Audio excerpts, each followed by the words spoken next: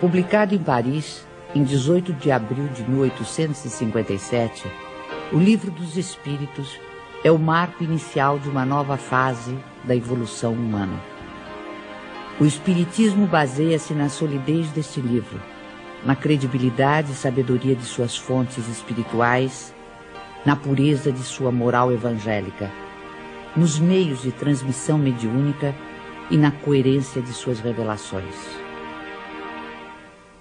A característica essencial de qualquer revelação tem que ser a verdade.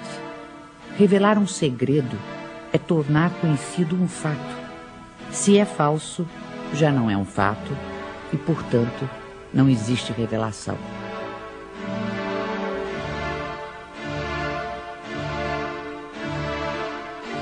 Todas as ciências que nos fazem conhecer os mistérios da natureza são revelações, e pode dizer-se que há para a humanidade uma revelação incessante.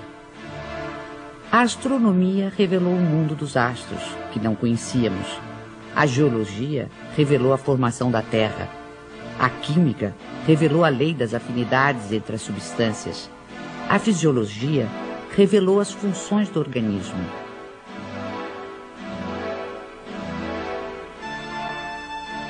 Copérnico, Newton, Galileu, Laplace e Lavoisier foram reveladores. O Espiritismo, dando-nos a conhecer o mundo espiritual que nos cerca e, por conseguinte, o nosso destino depois da morte, é uma verdadeira revelação, na acepção científica da palavra. A revelação espírita é de origem divina e de iniciativa dos espíritos, sendo a sua elaboração fruto do trabalho humano.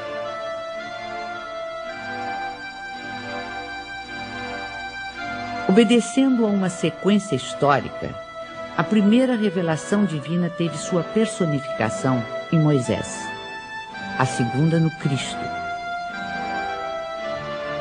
A terceira não a tem em um só indivíduo. Aí está um caráter essencial de grande importância. A revelação espírita, ou terceira revelação, é coletiva no sentido de não ter sido dada como privilégio a pessoa alguma. Foi espalhada simultaneamente por sobre a Terra a milhões de seres humanos de todas as idades e condições.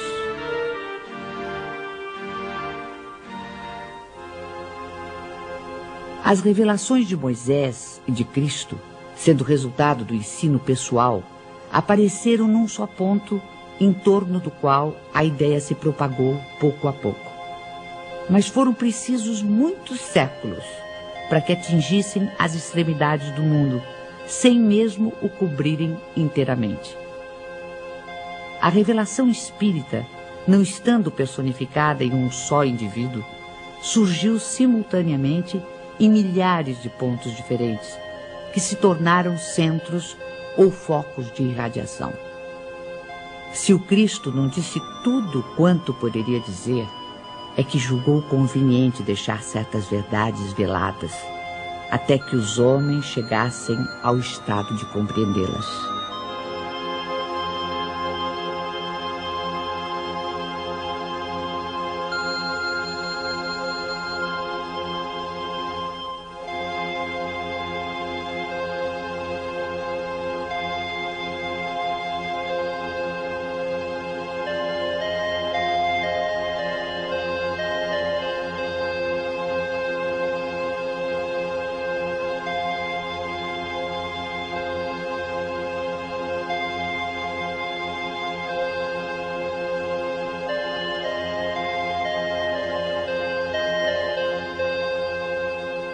Mas quem toma a liberdade de interpretar as escrituras sagradas?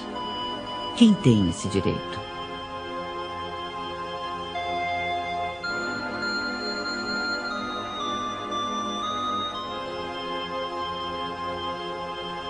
Neste século de emancipação intelectual e de liberdade de consciência, o direito de exame pertence a todos, cientistas, religiosos, filósofos e pesquisadores.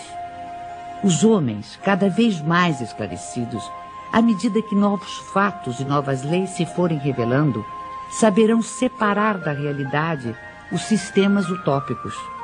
Ora, as ciências tornam conhecidas algumas leis. O Espiritismo revela outras. Todas são indispensáveis à inteligência dos textos sagrados de todas as religiões, desde Confúcio e Buda até o cristianismo. Um último caráter da revelação espírita é que, apoiando-se em fatos, tem que ser, e não pode deixar de ser, essencialmente progressiva, como todas as ciências de observação. Caminhando de par com o progresso, o Espiritismo jamais será ultrapassado. Se uma verdade nova se revelar, ele a aceitará.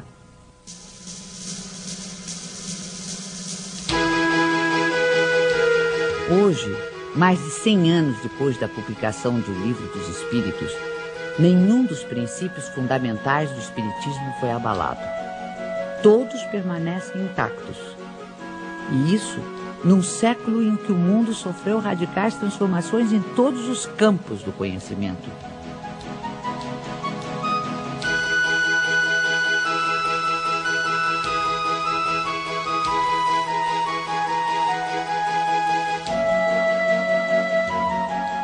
O que se pode observar é que o desenvolvimento da ciência se processa justamente na direção dos princípios espíritas.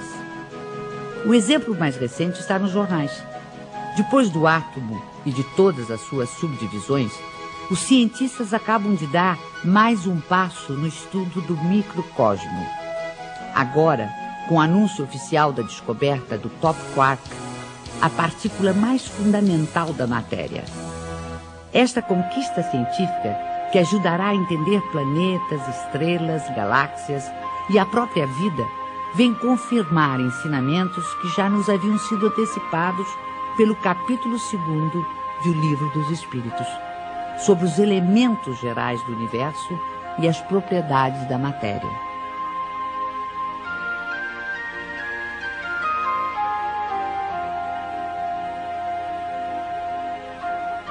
Além de O Livro dos Espíritos, outras obras básicas compõem a codificação espírita.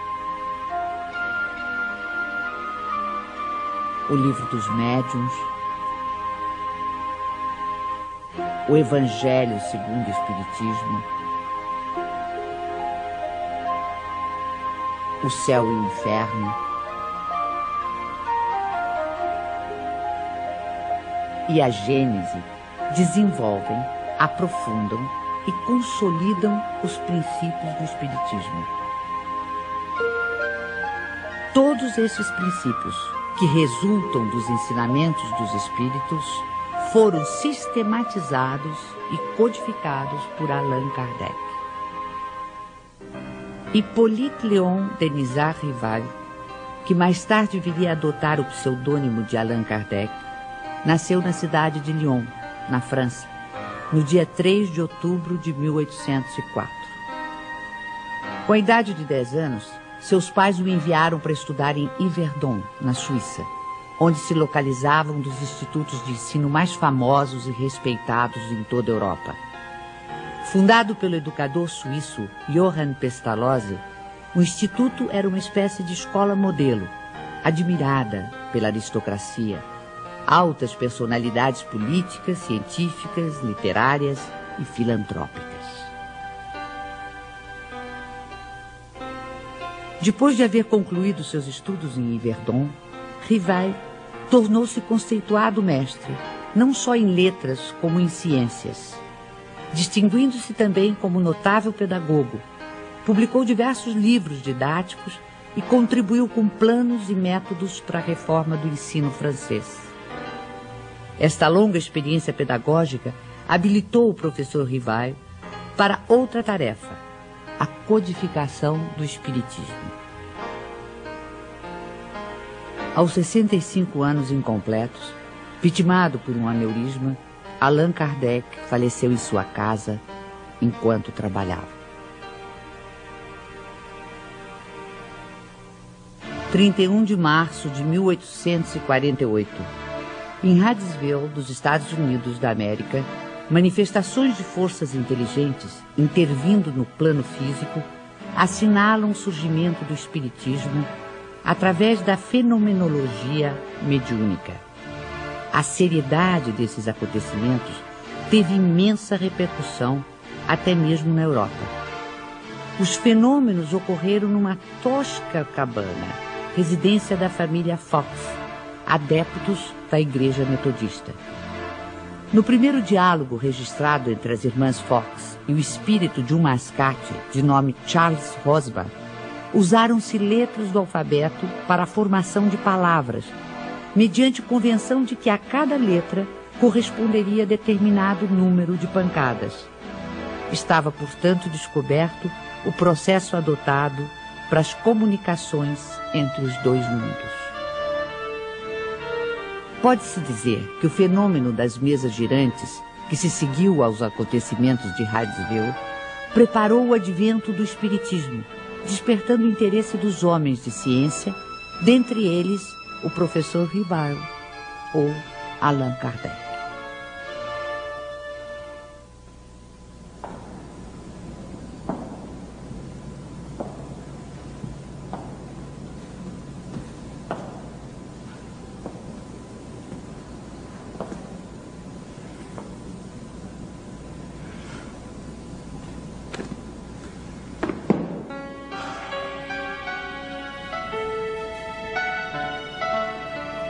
Foi em 1854 que pela primeira vez ouvi falar das mesas girantes.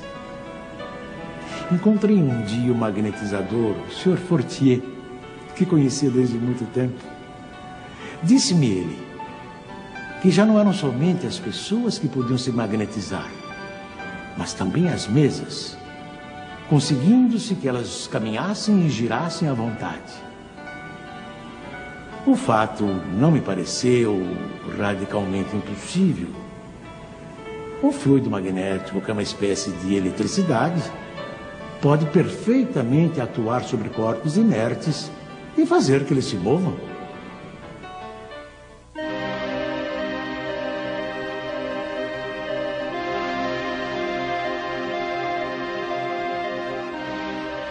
Algum tempo depois, encontrei-me novamente com o Sr. Fortier, que me disse ter um fato muito mais extraordinário. A mesa não só se movia, como também falava. Interrogada, ela respondia através de sinais.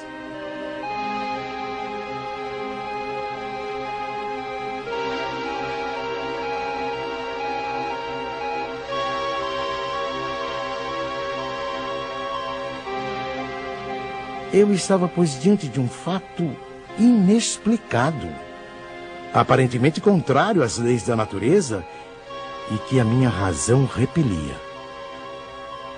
Sabia apenas que as experiências eram realizadas em presença de pessoas honradas e dignas de fé. No ano seguinte, o Sr. Carlotti, amigo de 25 anos, me falou dos mesmos fenômenos com entusiasmo.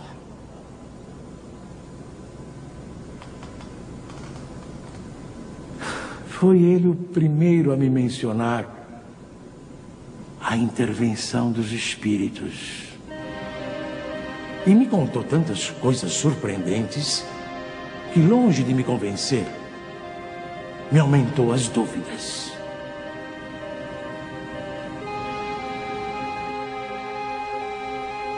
Tempos depois, fui convidado a assistir às experiências que se realizavam em casa da senhora Pleine-Maison. Aceitei imediatamente.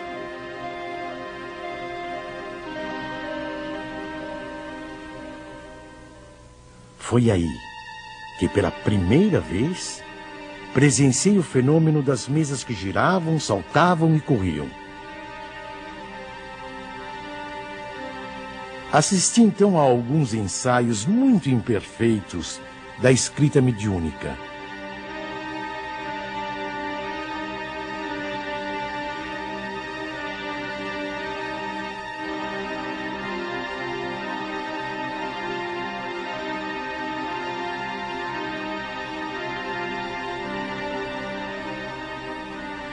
sem dúvida, havia ali um fato que necessariamente decorria de uma causa.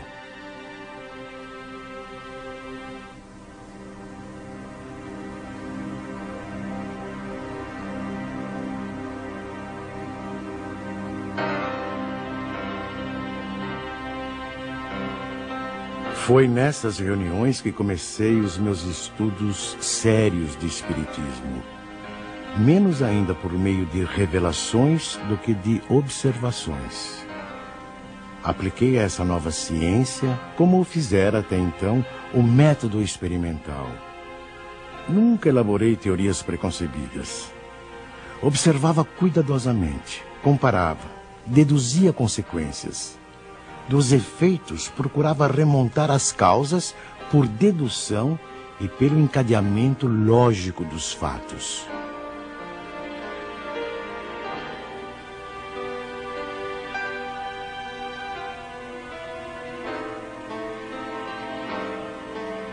Um dos primeiros resultados que colhi das minhas observações foi que os espíritos, nada mais sendo do que a alma dos homens, não possuíam nem a plena sabedoria, nem a ciência integral. O saber de que dispunham se limitava ao grau que haviam alcançado de adiantamento. A opinião deles só tinha o valor de uma opinião pessoal. Esta constatação me preservou de acreditar na infalibilidade dos espíritos e me impediu de formular teorias prematuras, tendo por base o que fora dito por alguns deles.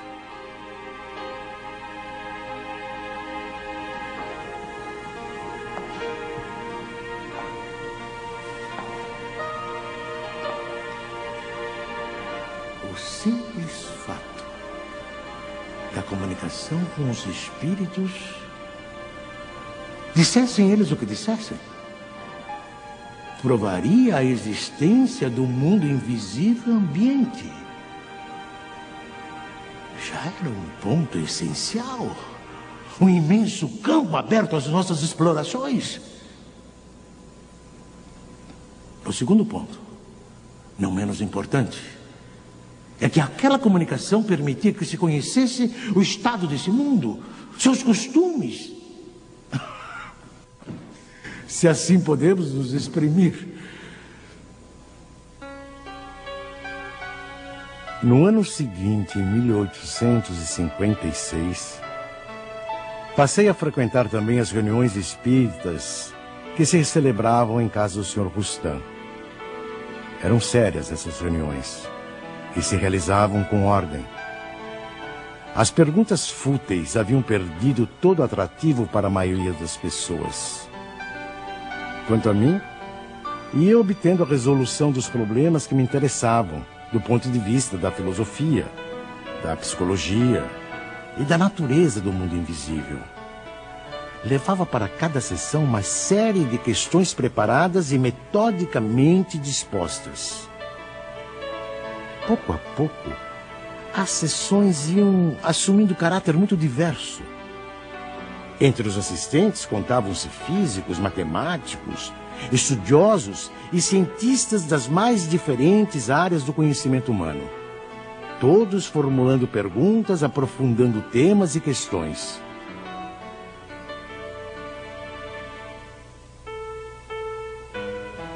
Mais tarde, quando vi que aquilo constituía um todo e ganhava as proporções de uma doutrina, tive a ideia de publicar os ensinos recebidos.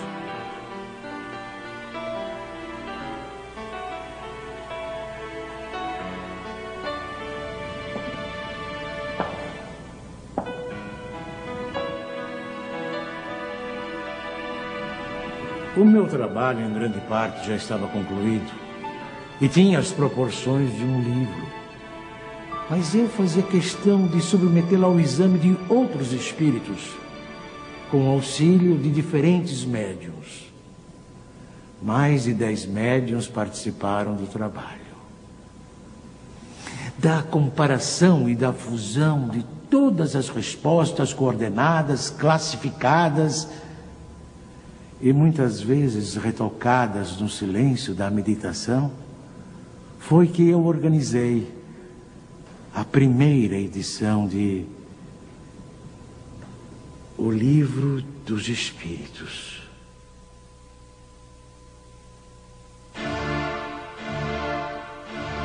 O Livro dos Espíritos foi elaborado através do diálogo, uma das formas mais livres e ricas da tradição filosófica. Hegel definiu a estrutura do diálogo em tese, antítese e síntese. Marx e Engels deram a ele um sentido materialista e revolucionário.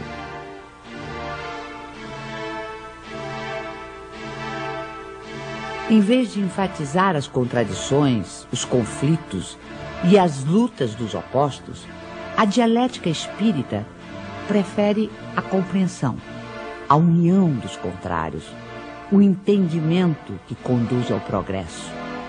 Pela primeira vez surge uma comunicação como esta.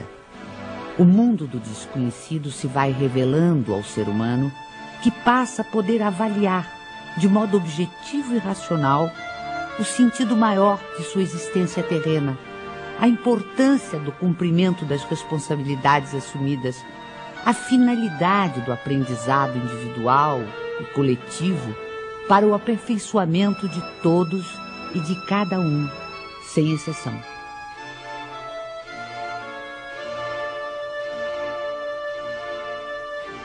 A fé inabalável é a que pode encarar frente a frente a razão, em todas as épocas da humanidade.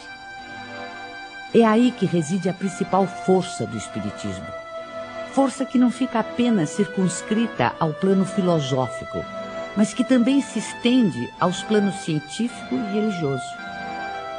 Científico, porque o Espiritismo é uma ciência que demonstra experimentalmente a existência da alma e sua imortalidade. O diálogo ou intercâmbio mediúnico entre o mundo espiritual e o mundo corporal vem abrir uma nova era nos estudos espirituais.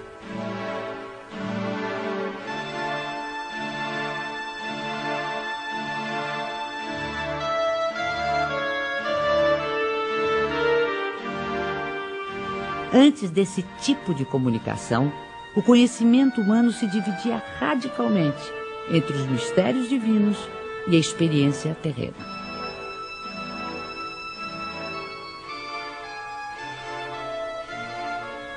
A dialética espírita modifica essa ordem de coisas, mostrando a possibilidade de tratarmos os temas espirituais através da mesma razão que aplicamos às questões materiais. Assim, o Livro dos Espíritos se apresenta como um marco definitivo. Antes dele, tínhamos o espiritualismo utópico. Com ele, e depois dele, dentro dos ensinamentos da doutrina, temos o espiritualismo científico.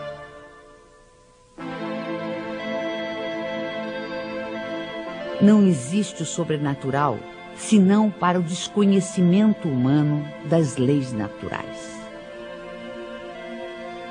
No plano religioso, o Espiritismo nos leva a compreender o significado e verdadeira extensão da palavra fé.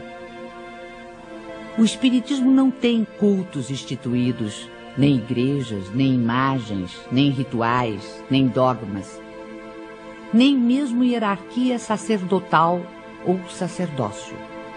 Através dos ensinamentos espíritas, pode-se fazer uma diferença entre religião propriamente dita e religiões no sentido de seitas humanas.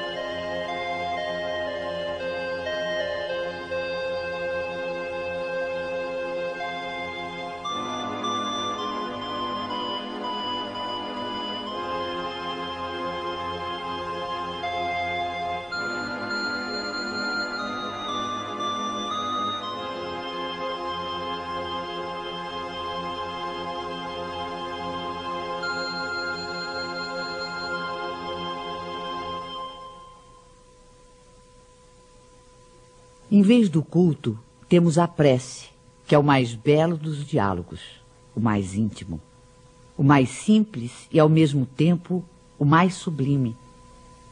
Pela prece sincera, pensamos em Deus numa evocação de pedido, de agradecimento ou de glorificação.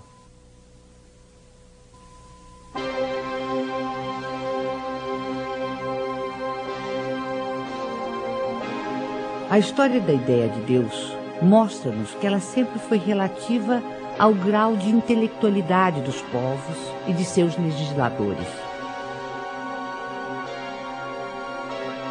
Na antiguidade, Júpiter empunhava o raio, Apolo conduzia o sol, Netuno senhoreava os mares.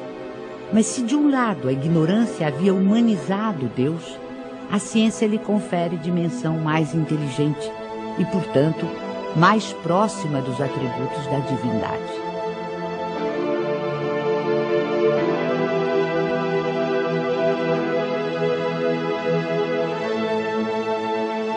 Racionalmente não é possível admitir um efeito sem causa. Olhando o universo imenso, a ordem e harmonia a que obedece a marcha dos mundos inumeráveis, olhando ainda os seres da natureza, o reino vegetal e os minerais, com suas admiráveis variedades,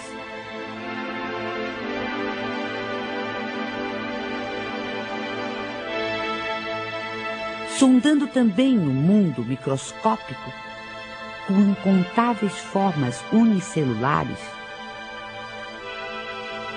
toda essa imensidão, profusão e beleza nos obriga a crer em Deus como causa necessária.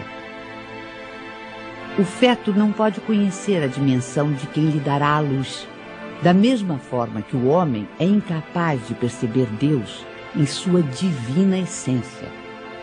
Mesmo depois da morte, dispondo de faculdades perceptivas menos materiais, não pode ainda o espírito imperfeito perceber totalmente a natureza divina.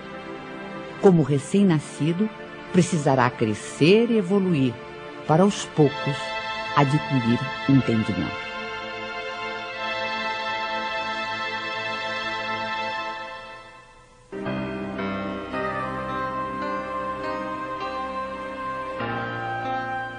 No estágio evolutivo em que se encontra, é pelo sentimento, mais do que pelo raciocínio, que o homem pode compreender a existência de Deus.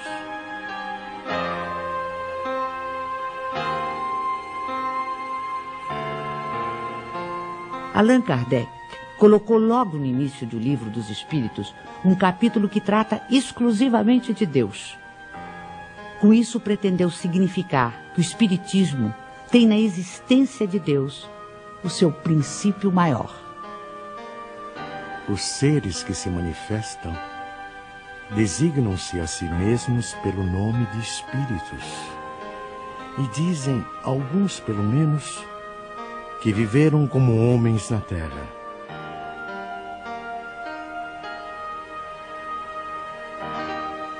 Os principais ensinamentos que eles nos transmitiram.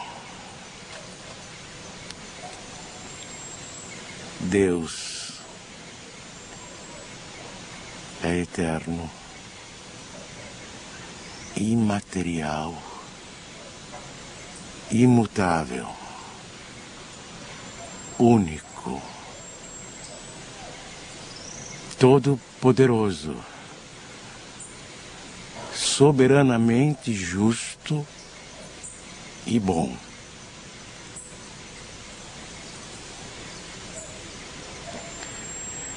Este é o melhor conceito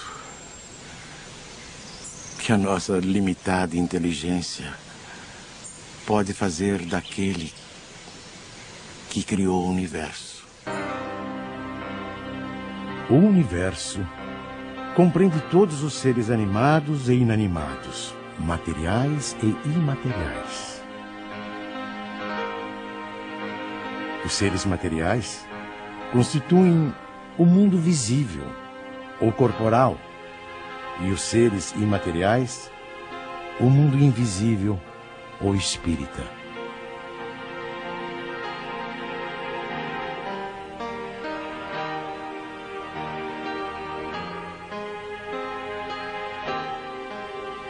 O mundo espírita é o mundo normal, primeiro, eterno.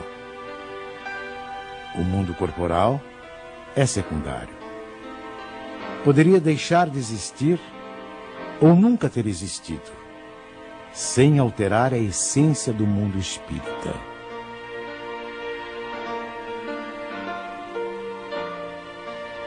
Os espíritos revestem temporariamente um invólucro material, perecível, e sua destruição pela morte os devolve à liberdade. Entre as diferentes espécies de seres corporais, Deus escolheu a espécie humana para a encarnação dos espíritos que chegaram a um certo grau de desenvolvimento.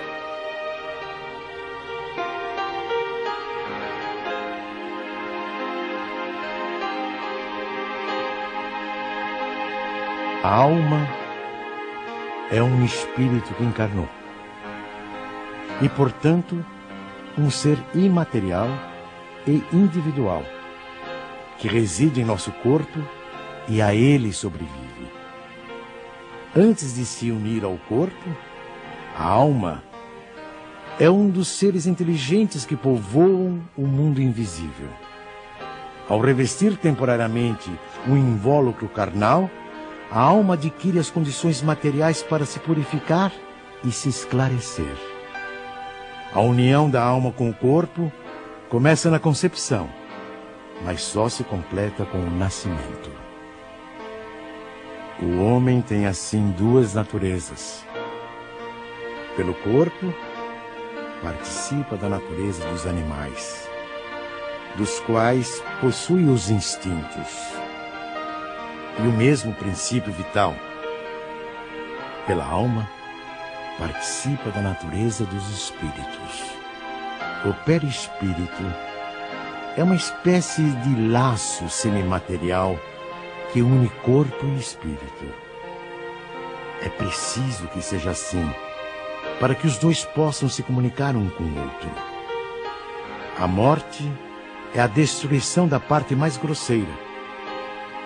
O espírito conserva o corpo etéreo, invisível para nós no seu estado normal, mas que ele pode tornar eventualmente visível e mesmo tangível, como se verifica nos fenômenos de aparição. O espírito não é, portanto, um ser abstrato, que só o pensamento pode conceber. É um ser real e definido. As diferentes encarnações ou existências corpóreas do espírito são sempre progressivas e jamais regressivas. Mas a rapidez do seu progresso depende dos esforços que ele faça para chegar à perfeição. A vida terrena seria assim uma espécie de escola, em que os alunos, embora nunca regridam às séries anteriores, são obrigados a repetir de ano até compreenderem o que lhes foi ensinado.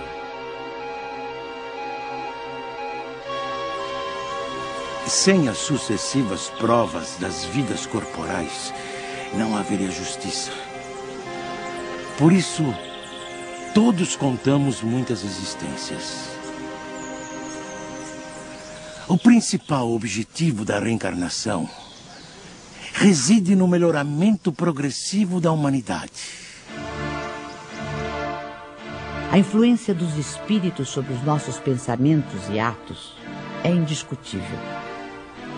Pensar é vibrar, é entrar em relação com o universo espiritual que nos envolve. Conforme as emissões mentais de cada ser, os espíritos poderão colaborar com ele em seus esforços de progresso ou conduzi-lo à sua ruína. Nada mais natural que se consiga harmonia e felicidade quando a emissão mental for equilibrada e positiva. ou infortúnios e aflições se o pensamento for desequilibrado e doentio. A força e o trabalho da mente estão na base de todas as transformações pessoais e coletivas da humanidade. Porque nós, indivíduos e povos, realmente evoluímos em profunda comunhão telepática com todos aqueles espíritos encarnados ou desencarnados que se afinam conosco. A sobrevivência da alma e a possibilidade dos espíritos se comunicarem está amplamente demonstrada pelos fatos espíritas, investigados com todo o rigor científico por numerosos e eminentes sábios e investigadores do século passado e deste século. A proibição mosaica de evocar os mortos já não se justifica em nossos dias. O intercâmbio espiritual ou mediúnico, praticado pelo espiritismo, se faz pelo predomínio da razão e da ciência e tem como principal finalidade a elevação espiritual e o aperfeiçoamento dos espíritos encarnados e desencarnados com base nos sentimentos de solidariedade e de fraternidade. Assim, a prática mediúnica, bem orientada, é um fator de progresso humano pelos benefícios que produz, tanto no mundo invisível quanto no mundo material. Repelir as comunicações dos espíritos é repudiar o meio mais poderoso de instruir-se pela iniciação nos conhecimentos da vida futura. Todo aquele que sente, num grau qualquer, a influência dos espíritos é, por esse fato, médium. Essa faculdade é inerente ao ser humano, não constitui, portanto, um privilégio exclusivo. Atraímos os espíritos que se afinam conosco, tanto quanto somos por eles atraídos. Quando desenvolvido, o dom mediúnico que gratuitamente recebemos de Deus deve ser utilizado gratuitamente.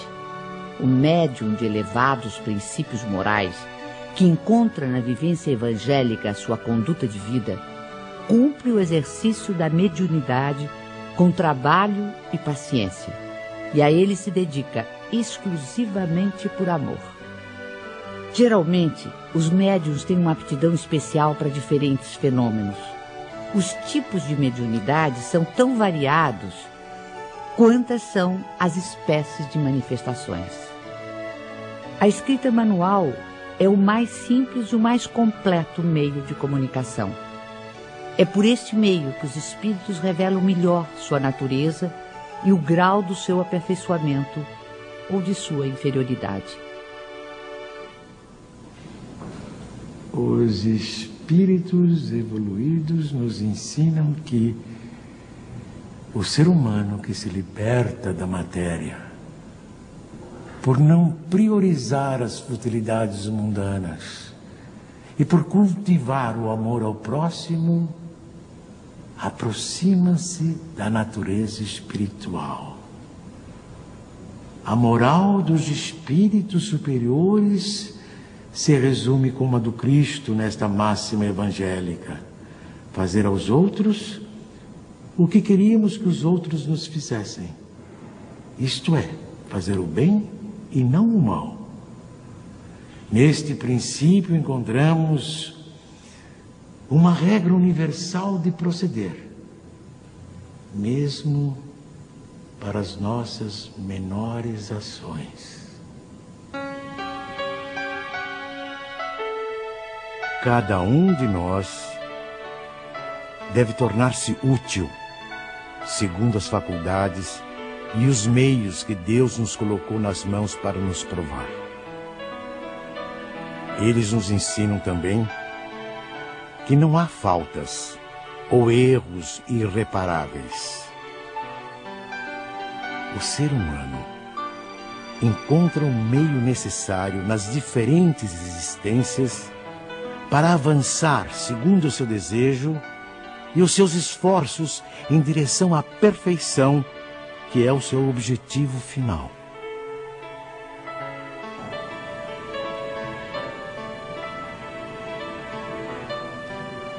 Este é o resumo da doutrina espírita, como ela aparece no ensinamento dos espíritos superiores. O espiritismo, que apenas acaba de nascer, ainda é muito pouco compreendido em sua essência por grande número de adeptos.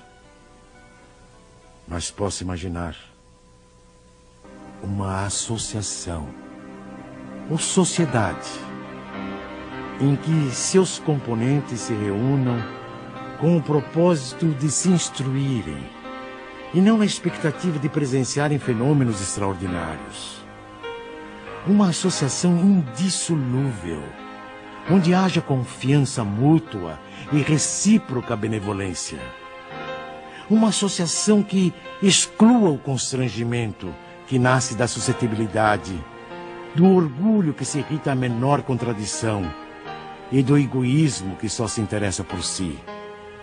Esses grupos, correspondendo-se entre si, visitando-se, permutando observações, podem, desde já, formar o núcleo básico que um dia reunirá todas as opiniões, unindo os homens no mesmo sentimento de amor e de fraternidade cristã.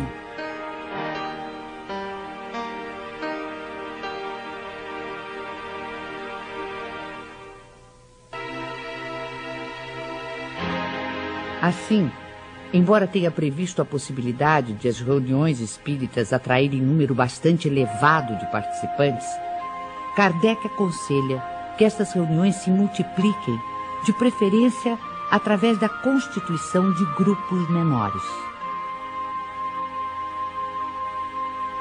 Espalhados por todo o mundo, os centros espíritas constituem-se em abençoadas escolas. São centros de estudo, de fraternidade, de oração e de trabalho. Pelo volume de obras que realizam, tornaram-se também verdadeiras instituições sociais e assistenciais, que têm sempre presente o espírito do núcleo básico de que nos fala Kardec. Núcleo de amor, onde o aperfeiçoamento individual é prioritário, porque leva naturalmente ao aperfeiçoamento do grupo social e da humanidade.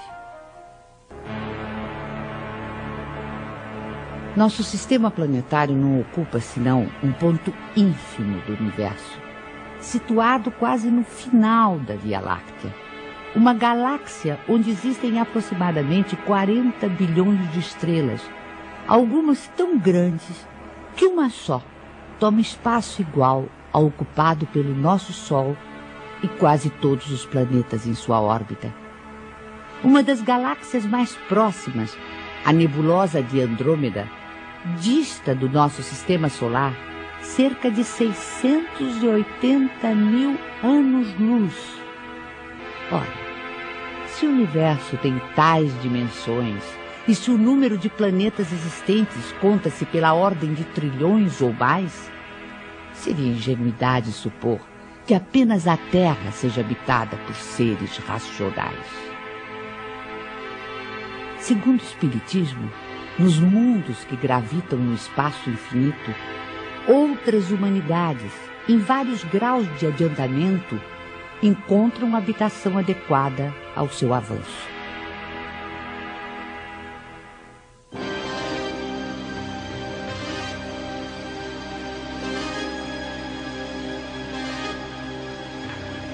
Dentre os mundos inferiores, encontra-se a Terra, com suas expiações e provas, com seus extremismos políticos, intolerâncias ideológicas, fanatismos religiosos e injustiças sociais. Aqui, seus habitantes levam uma vida instável, de lutas e trabalhos penosos, com mais momentos de infelicidade do que de alegrias.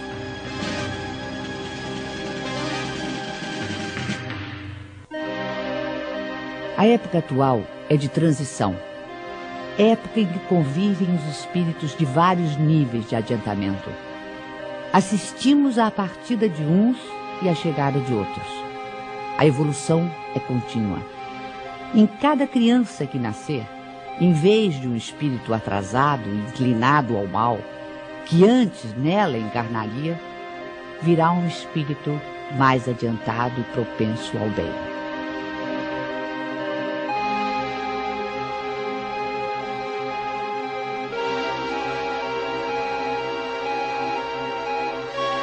Por meio do trabalho ético e humanitário, combatemos nossos orgulhos e egoísmos. Por meio do diálogo, superamos nossas diferenças. Por meio da solidariedade, pomos em prática o ensino do Cristo de amor ao próximo. Esta é a destinação imediata da Terra, planeta de regeneração. Continuando no seu progresso ininterrupto, a Terra e sua humanidade ascenderão a planos cada vez mais altos, até a perfeição a que todos os mundos e seres estão predestinados.